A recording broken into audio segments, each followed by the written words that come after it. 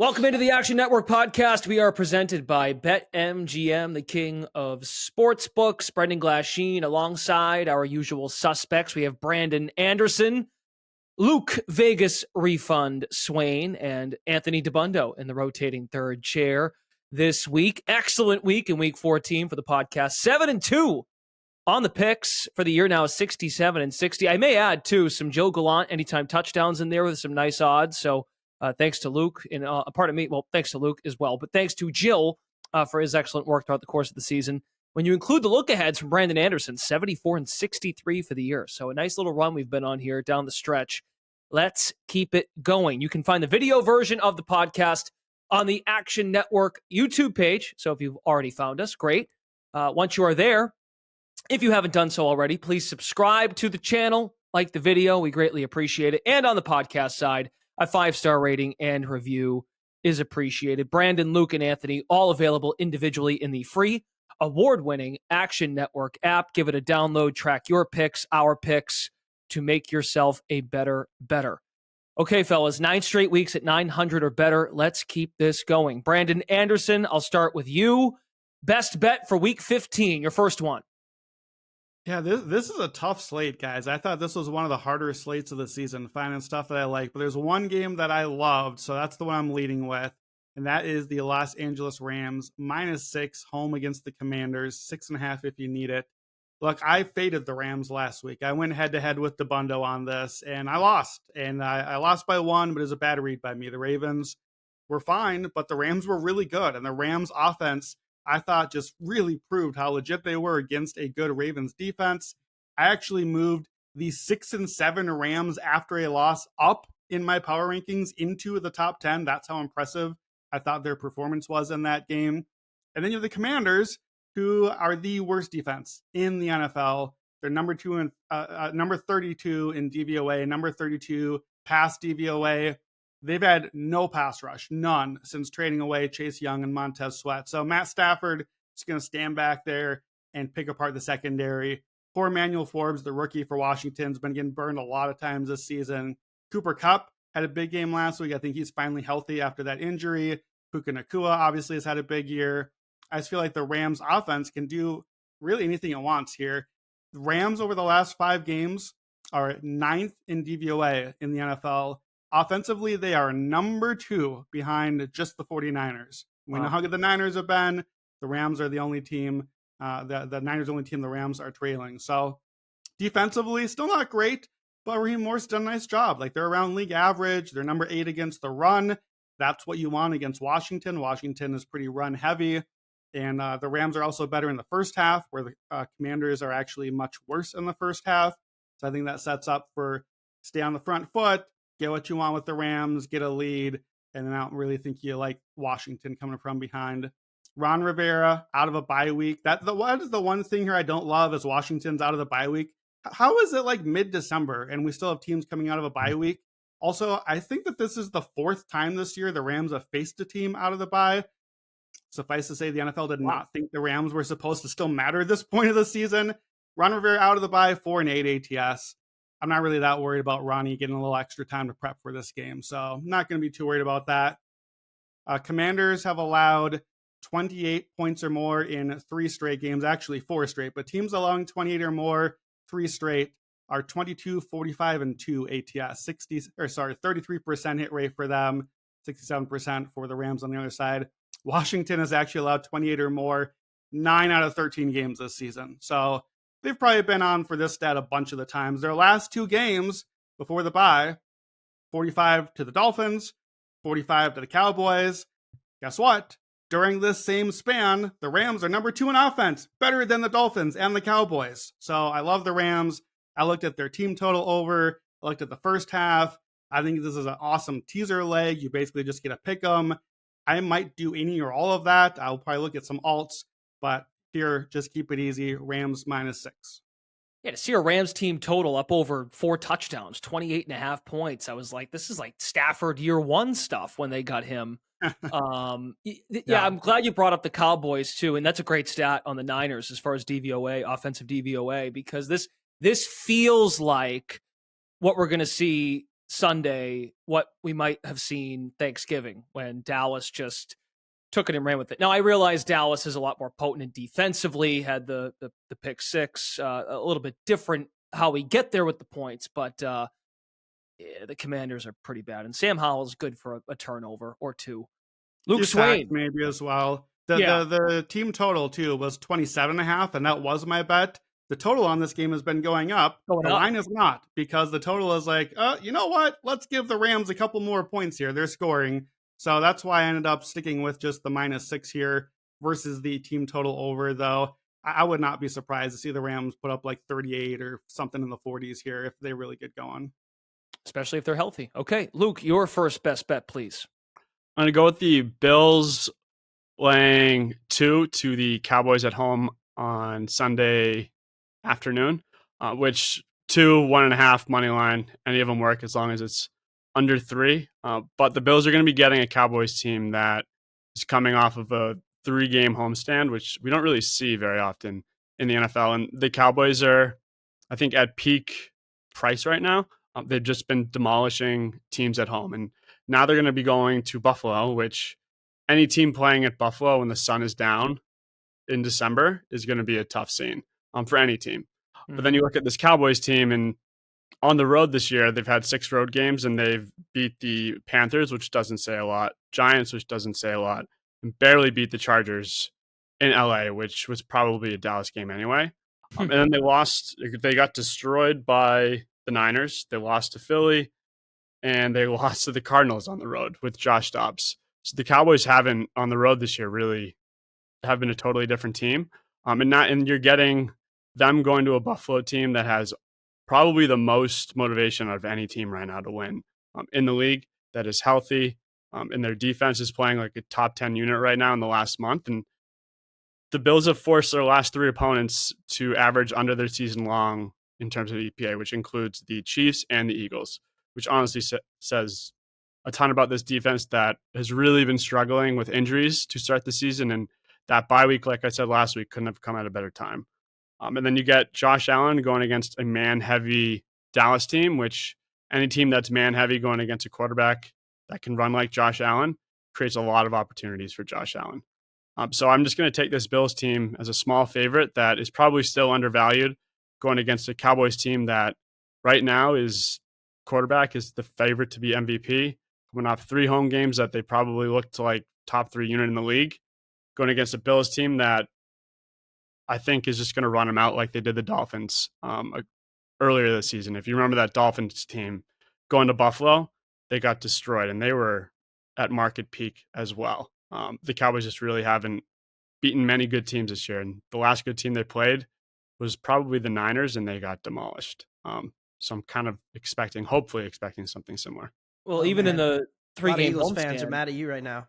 Yeah, what? A lot of Eagles fans are mad about that comment you just made. Yeah, I forgot about the Eagles. I mean, I tried to. That was at home. So, well, even the home game Thursday night against Seattle, the Seahawks were leading that game much of the way, and they put up points in a hurry.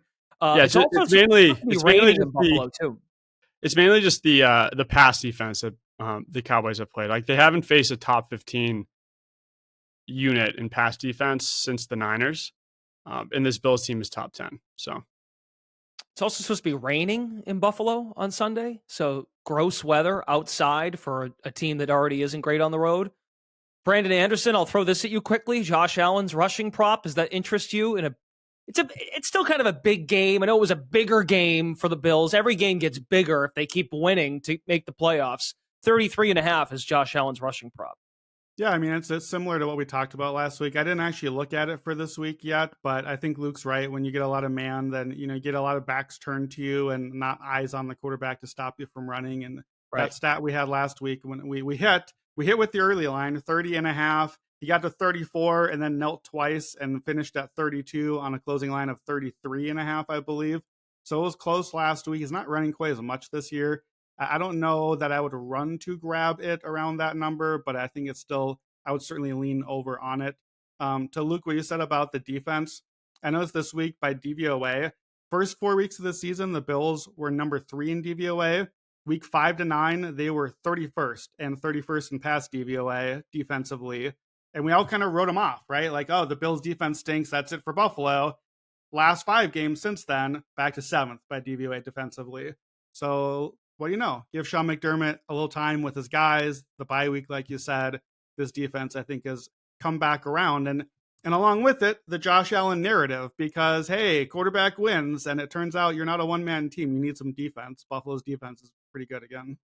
Rasul Douglas, I think, has a lot to do with that as well. Yep. Okay, we've yet to hear from Mr. Anthony DeBundo. Your first pick, DeBundo. Welcome back to the program. So 2 weeks ago, Brendan, you weren't here, but we discussed the Green Bay Packers on this show. And I said that if they, covered against the Kansas City Chiefs +6, that I would buy a cheesehead because I've been on this show 6 times this year. I've backed the Packers 4 of those 6 times. And now you're watching them. I'm watching them every week. And I'm telling you what, I'm really liking what I'm seeing. I know Jordan Love didn't have a great game Monday night, but that was a bad spot for them on the road, facing a Giants team off the bye. Really struggled with the mobility of DeVito. They don't really have that problem here with Baker. We're back, baby. I said I would order the cheesehead, and now I'm in on the Green Bay Packers. And I wrote in my column that I wanted the 3 because I was a little concerned about the injury report for Green Bay. I'm okay laying the 3.5, given the fact that 2 hours ago, we're recording this Thursday afternoon, Matt Steinman tweeted that Dontavian Wicks, Jaden Reed, Aaron Jones, Jair Alexander, and Quay Walker all returned to practice. And that's half of the offense. Like I said, Green Bay, they struggled with Love's accuracy. They had some mistakes. They were in and out of great spot, and they lost kind of a fluky game on the last kick. Okay, now they get a Tampa Bay team that is not getting most of their secondary and defensive group back. They've been an absolute sieve defensively. If you look at, I know Atlanta lost last week, but they moved the ball up and down the field on this Tampa Bay defense. I think Green Bay is going to have similar success. I still think the Packers are a bet-on team down the stretch, and I think the NFC South is a fade. I pulled it up today. They are 11-25 in non-divisional games against the spread this year. The Bucs have most of those covers, and most of them came early in the season when Tampa ran ungodly hot on 3rd down for the first month. So the Bucs this year, their defense has continued to trend downward. Their run defense has not been great. Their secondary is so injured. I think Green Bay gets what it wants here. I think they get ahead. And you can't really run. Tampa Bay's problem this year, they haven't been able to run the ball. They're bottom 3 in success rate rushing, bottom 10 EPA per rush. That's the weakness of this Green Bay defense. So I'm riding with the cheeseheads once again. Green Bay -3.5 at home against Tampa Bay. There is still a 3 in the market. Obviously, there's a huge difference between 3 and 3.5. I'd pay the -120 to get the 3. But for this purpose of this show, we'll grade it at 3.5. I think Green Bay wins this going away and exposes this fraudulent NFC South as they have to go out of division after beating up on each other for a couple weeks in the last few weeks. In the market now, Packers are close to even money to make the playoffs. Brandon, you had a stat a few weeks back on totals as it pertains to the NFC South. I'm putting you on the spot. You know what I'm talking about? Yeah, that was last week, and it actually didn't hit for us. We did the Falcons-Bucks, took the under in that game. It was 19-10 with like 14 minutes left and about 300 yards of offense combined the whole game. And then they had like 350 yards and about 2 touchdowns each to go over for the first time. That was the first game in 7 NFC South divisional games that any game finished with 40 points, which, by the way, we do have another divisional game this week. We have Falcons-Panthers. That total, I think, is like 35 and trending down. 34 now. Reason. Yeah, Steve. So it's another one of those ugly NFC Souths. But yeah, I'm with DeBundo. NFC South fade across the board. I know he and I both looked at taking the Giants against the Saints. We didn't go with that, but that's another anywhere you can fade this awful division seems like a good spot to do it right now. Luke, we'll stick with you here we'll start the second round of picks with you. I don't know if you have a cheesehead down there in your little bunker, but you're riding with the Packers too. Why? Yep, I'm with DeBundo on this one as well, and really like the 3 is what I wanted, and I actually flipped back and forth with this one from another pick, but came to terms with 3.5 being totally fine. Where like the key point that I didn't think DeBundo was going to take was the non-divisional matchups so far in division. Like, I mean, if you just look at it, their schedules, like every single NFC South game, divisional game, has been like really, really tight. And then if you look at the non-divisional games, like these teams are getting blown out. And if you look at the recent games that the Bucs have had in non-divisional, like they're losing by like 7+, 10+ to honestly teams that are probably like worse than the Packers in general. And this is just a great bounce back spot for a Packers team that was really in probably like the worst possible spot on Monday night a couple days ago. And there were a lot of turnovers, a lot of fluky plays, and the health like brought into play. Like the injury report's looking a lot better. Aaron Jones, I think we finally should get back. Christian Watson will get back. Play. Yeah. It's just a great spot for the Packers to bounce back. Hosting probably a fraudulent AFC like Bucs team, AFC South team. They're all fraudulent at home. So yeah, I'll lay the 3.5 as well. Yeah, I mean, Tampa Bay went to Indianapolis with basically the same injury report 2 weeks ago and closed +3. And like I said, there's still a 3 out there. I think Green Bay is clearly better than Indianapolis right now on both sides of the ball. And, it's the same number. And so, yeah, the Packers, I know they had a bad game. And I was literally, I didn't have money on the game. I was sitting there almost rooting for the Giants because I knew that if they won, we might get that 3 because it was sitting at 3.5. And now there are some 3s. So, yeah. Go Pack, go, baby. Bump, ba-da-dum, ba-da-dum, bump, bump. Go Pack, go. If presuming these injury reports come out clean, perhaps this number moves higher. So for either of you, what would you play to? Would you play a -4 if it gets there? Would you play past it? That would depend on the Bucs injury report. I definitely wouldn't lay more than 4, though. Okay. Yeah, we haven't gotten the Bucs Thursday report yet, but based on like Dean and where he was trending, I don't think he's back this week either. So, like their secondary is a disaster. Same ballpark. If it was 4, like I probably would have. If it was 4 today, I probably would have gone another direction for this podcast, but still played it in terms of like what I gave out overall. Yeah, the spot wasn't great for them Monday against the Giants, and it's also a reminder too. Like they're a young team, the Packers. That's a big time win against Kansas. I think they're the youngest team in the NFL, based on certainly average. Feels that way. Yeah, so I mean, you get a big time win at home against Kansas City, let down, time to bounce back. Brandon, your second pick, a little different from you this week on this second pick. Yeah, to get creative. Again, not my favorite slate out here. I'm going to take a teaser here. So I was trying to figure out what's my other game here. I guess 2 games in one. So I'm going to tease the Kansas City Chiefs -7.5 at New England. Tease that down to -1.5. And then give me the Niners. They are -12 at Arizona. So tease that down to 6. If you don't do teasers a lot, you get to move the line 6 points. It matters which 6 points. These were chosen in particular. The Chiefs, we cross off the 7, the 3, both the key numbers there. And the Niners, we get past the 7. I think, honestly, both of these lines have dropped a bit this week, maybe move back up a little bit to get past kind of teaser protection. So we can't do this. So I'm getting Chiefs -1.5 at the Patriots. Basically, we just have to win at that point, right? Patriots aren't very good. Patriots, like that was like a kind sentence. The Patriots are bad. The Patriots are terrible. The Chiefs need to win. I'm not worried about Pat Mahomes against Belichick. I was enough to check into it. His numbers have been fine. He's thrown, I think, 10 touchdowns in 4 games against them. It's just that they lost 2 of them because the defense couldn't stop anybody. Not a problem anymore because defense is pretty good for the Chiefs. Tom Brady not playing for the Patriots anymore. So solve that problem real good.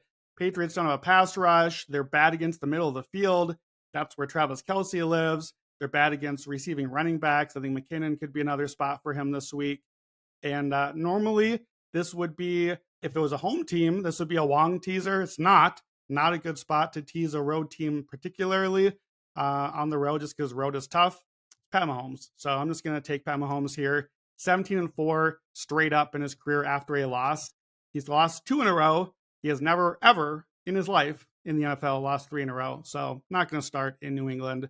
Yeah, and I would add to Brandon that it is a home base for Taylor Swift, who is reportedly going to be at the game. Taylor's first ever concert was at Gillette Stadium. She is loved in Foxborough, and there's rumors she may ring the bell in the big tower that they built out there, the Kraft folks. So yeah. it is a home game for Taylor Swift because hope she does. Foxborough is close to home. So that is boding well for you too. Taylor is from Wyomissing, Pennsylvania, Brendan. So I'm not sure about that, but I said her first ever concert was at Gillette.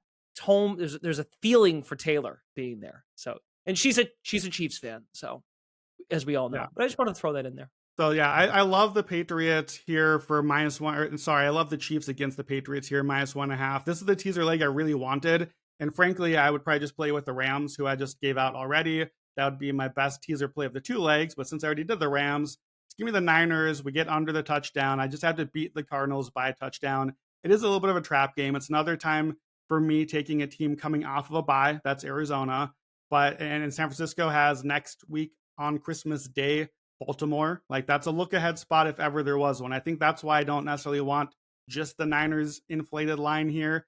But we get under a touchdown. Again, I don't need to make the case. It's the Niners. They're the best team in the league. It's the Cardinals. They're not the best team in the league. Niners defense has also been number 1 over the last 5 weeks, along with the offense. So that's a huge difference. 49ers have scored 27 or more in every game this season except when they lost. So if you don't think they're going to lose, they're going to score 27. Are the Cards scoring 21? I don't think they do against this defense. And Niners this season, every win but one is by 12 or more points. Even the one that wasn't still covered this line at 7. Last 24 games for the Niners, 20-4 outright. They had big injuries in the 4 losses. 19 of those 20 wins cover this teaser line by 7 or more points. Well, they won by 7 or more to cover the teaser line. So Chiefs teased to -1.5, Niners teased to -6. And yeah, just, give me the teams and quarterbacks that are good to get a win. And we're cheating a little bit to get one here, hopefully. Okay, very good. Second pick for Anthony DeBundo, the cheesehead himself. Yeah, well, I'll tell you what, Zach Wilson is back. And I wrote this in my column and said that I kind of regretted missing the 10s on the Jets and that I was probably going to pass here. But the more I've dug into this Miami situation, the more I'm concerned. And I don't really want to miss another opportunity to fade them because I had the spot circled last week. I wasn't going to take Tennessee, but I wanted to take the Jets, catching 10 plus. Thought we would get 10 plus. Then Miami went and choked away that game. But the defense was the most alarming thing for me for Miami. They gave up almost 6 yards per play to Tennessee. They got 3 very friendly, scores in that game and still lost. I mean, that's remarkable. And the way that this offense moved the ball, a Tennessee offense, which I am not high on, a Tennessee offense, which has no O-line, was able to kind of control the pass rush of Miami without Jalen Phillips. So I think this Miami team is big fraud. And I think they're still overvalued over a touchdown here, especially when you throw in all of these offensive line injuries, which is the big thing, right? They lose Connor Williams for the year. Their entire injury report this week is littered with offensive linemen. Eichenberg is on the list. Armstead didn't practice Wednesday. Austin Jackson is limited. So there's all kinds of injuries here.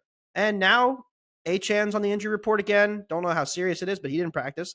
Tyreek Hill is on the injury report. We saw how bad their offense became when he left the game last week. So I think Miami's overvalued. I think if you're looking at like who's the most overvalued team in the NFL right now that the Lions have been beaten down, it might be Miami. So give me the Jets, Zach Wilson, plus 8.5 against Miami. Swinging it back to Brandon, another angle on this game, Dolphins-Jets.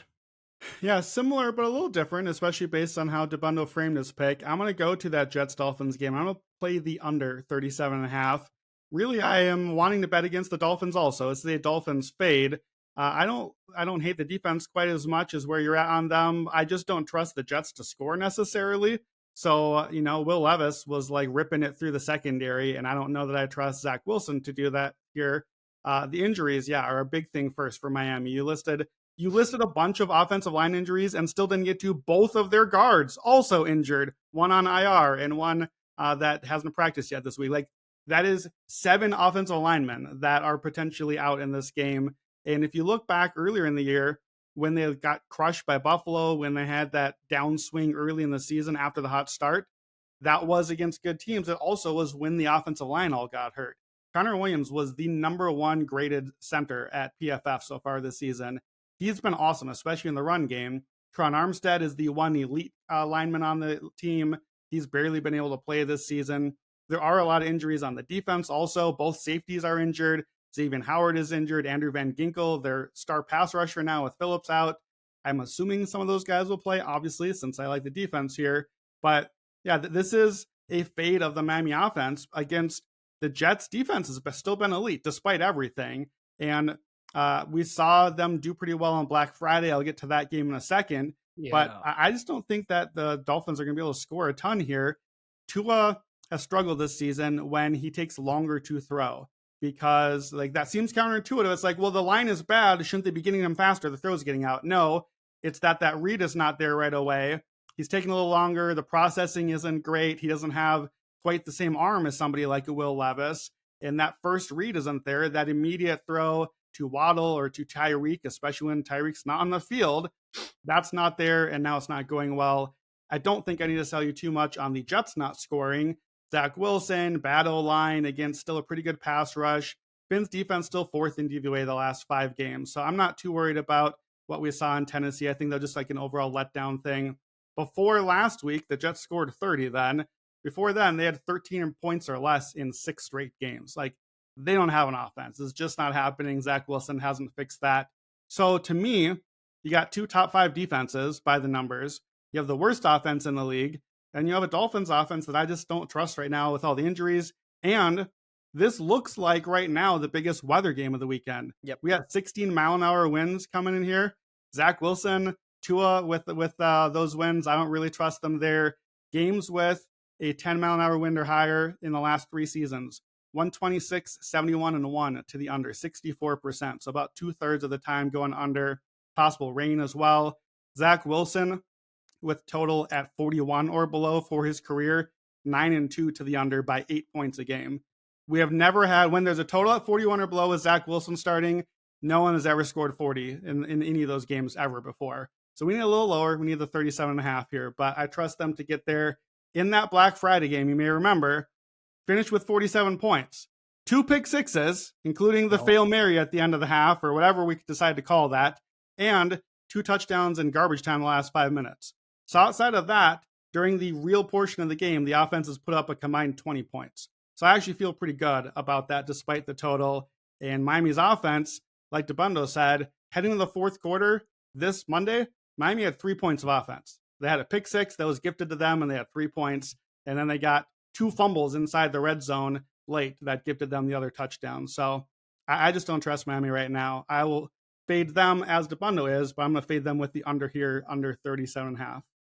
Our colleague Nick Giffen of the predictive analytics team also identifies this game as a luck under. Jets Dolphins highlights Zach Wilson regressing to the Zach Wilson mean, and he also highlights the injuries. Go read it. It's a popsicle headache to try to read it on the air. Read the article. I tell Nick this all the time. It's great info, but you got to read it. It's not great for audio content, but go check that out. Action Network app. Nick Giffen has a breakdown on this game. Why under is the look for him as far as a luck angle. Okay, let's go back to Brandon for the third round of picks. We'll go Brandon, Luke, and DeBundo. That was Brandon's third pick. I apologize. Let's go to Luke for his last pick for Week 15.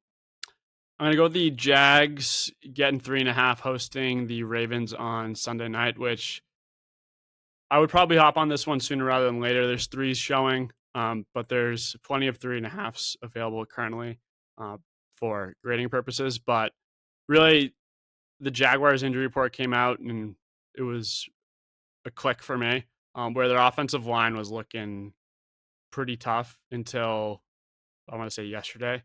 It looks like it's going to be back to the normal in terms of starters. And then Kyle Hamilton being out for the Ravens most likely is actually a pretty big deal for them, which they were already struggling prior to the Hamilton injury. I mean, they almost just lost to the Rams, which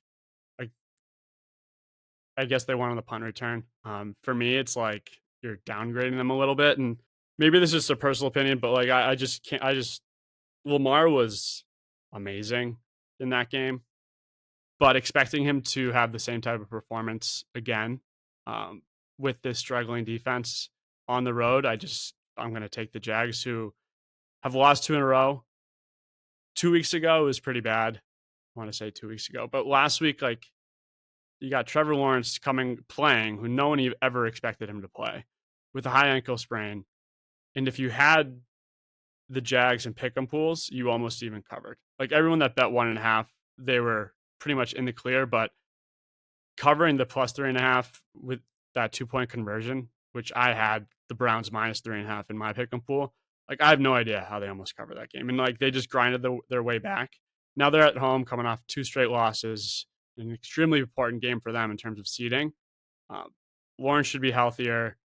I'm just going to take the Jags. I just think this is a valuable bet that you're going to win a lot more than you lose in this type of spot. So give me the Jags plus 3.5. And on that same game, DeBundo, Sunday night, you have an angle here too. Yeah, let's have a little meteorological minute because I don't understand this total. And the only explanation that makes any sense to me is that the Maybe this is a personal opinion, but like I just can't. Lamar was amazing in that game, but expecting him to have the same type of performance again with this struggling defense on the road, I'm going to take the Jags, who have lost 2 in a row. 2 weeks ago, it was pretty bad. I want to say 2 weeks ago, but last week, like, you got Trevor Lawrence playing, who no one ever expected him to play, with a high ankle sprain. And if you had the Jags and pick'em pools, you almost even covered. Like, everyone that bet 1.5, they were pretty much in the clear, but covering the plus 3.5 with that 2-point conversion, which I had the Browns minus 3.5 in my pick'em pool. Like, I have no idea how they almost covered that game. And like, they just grinded their way back. Now they're at home coming off 2 straight losses, an extremely important game for them in terms of seeding. Lawrence should be healthier. I'm just going to take the Jags. I just think this is a valuable bet that you're going to win a lot more than you lose in this type of spot. So give me the Jags plus 3.5. An elite defense, even though a lot of it came in the back door, there's still going to be opportunities for that here. This Ravens secondary is overrated. They have not looked as good against quality passers. We just saw that last week. The offensive line is getting healthy for Jacksonville. I think they're in a pretty good scoring position, and this Jacksonville defense has taken a complete nosedive in the last few weeks, getting torched by Jake Browning and Joe Flacco in back-to-back weeks. Now they have to do with a Lamar who is playing as well as any quarterback in the NFL. He might not win MVP because stats say that Purdy and Prescott are playing at a higher level, and those offenses have been humming at a much more efficient level than this Baltimore one, but he is cooking. If you watch the All-22, you watch the game on Sunday, then you know this. He made a ton of awesome throws down the field. I don't think they're going to be able to run much on Jacksonville because Jacksonville traditionally is pretty good against the run, so that means more passing. And with this weather not being as bad as I think this total is too low. So over 42.5. Brandon, I won't speak for you, but getting weather advice from someone wearing a cheese head was something I'd never think I'd get in my life.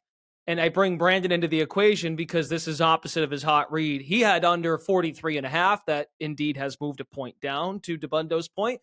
Brandon, do you care to respond to the cheesehead meteorologist? Yeah, I mean, look, part of the reason I took the hot read is because the weather forecast did look even worse earlier in the week. So the cheesehead forecast moving this direction, basically where I'm at is this. I would still lean under, but I would probably not bet it new right now. I don't know that I will necessarily get out of it, and I wouldn't take the over. But as I dug into the matchup here, I agree. Both defenses are trending down a little bit. A lot of what DeBundo said makes sense from a matchup standpoint. It's a primetime under. It's a home underdog under. The wind stuff potentially apply. It was a trends play for me, but some of the trends look a little less strong as the injury reports come out and the weather reports and the cheesehead weather reports get a little bit better here. So yeah, I don't know. I actually consider the Ravens in this game here as well for the podcast. They're one of my picks I was thinking about at the -3. I might just be behind on them. Maybe their defense is not quite what the metrics are making it. Certainly was not last week, and that was a pick that I lost out on. So I think I feel okay about staying away here, and I don't hate the pick here too much because I think that my under is not looked quite as good as it did early in the week, even though it did move down a point, just because some of the other stuff with the weather is probably going to move it back. Yeah, there's an old saying like buy the rumor, sell the news, and that's very true in weather capping. Like you'll see this. There was a big tropical storm last year in college football. Every total in the Southeast dropped 6 points off of like the early line. And people just assumed the weather was going to stay the way it was. Forecasts are very volatile. They'll change. It is more likely than not the weather will not have an impact when the game actually comes around. And you will get these certain examples where you may lose. But all of those totals were way too low because the storm passed and it went over. And it's kind of similar to last week. I mean, if there were a lot of totals early in the week, the Detroit game, the Chicago-Detroit game, the total crashed from 45 to 40. And you could have gotten under 45 and over 40, hit the middle. The game closed 44. and the under won. So the early unders won, the late unders lost. So I think there's, if the weather's locked in for really bad, different story. But here, I think there's much more of a chance the weather improves than gets worse. Well, here's hoping we land right on 43 and accidentally middle in both of our picks cash for us. 43 and a Jags cover by +3, and we'll all get the win. 23-20 Ravens. There you go. We're a podcast of fairness and weather here on the Action Network podcast. Speaking of which, and dairy. And yes, and dairy. Thank you, Cheesehead. Okay, speaking of the look ahead, Brandon not only has one, but also a second look ahead pick for Week 16. What do you have for us? Yeah, I had to do two. I'm going to be out next week traveling for the holidays. So a little Christmas gift from me to the listeners, get a couple picks out ahead here. And there were more picks I liked for next week on the look ahead than there was for this week. So I had to get you two of them. I'm going to start on Thursday night.